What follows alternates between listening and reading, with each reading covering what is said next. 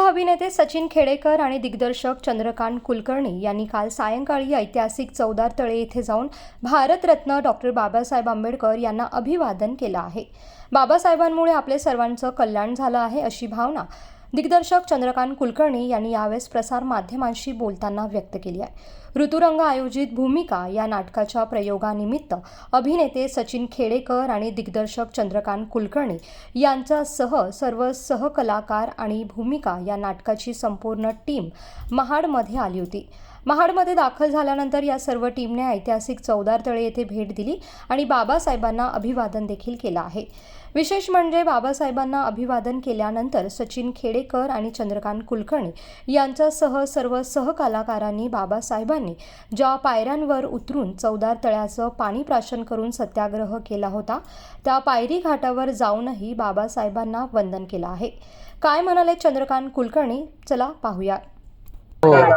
नाही, इथे यापूर्वी इथे आलो होतो, पण आज मनात वेगळी भावना आहे। एकतर कालच डॉक्टर बाबासाहेब आंबेडकरांचा महापरिनिर्वाण दिन होता आणि आज इथे नाटक आहे जे क्षितिज पटवर्धन लिहिलेलं आहे आणि मी दिग्दर्शित केलंय, जगीशा अष्टविनायकचं भूमिका नावाचं।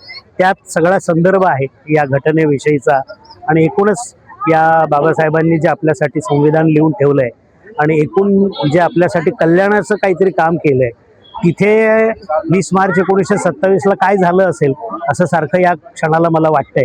आणि आम्ही सगळेजण नाटकाची टीम आत्ता इथे आलो, आम्ही दर्शन घेतलं।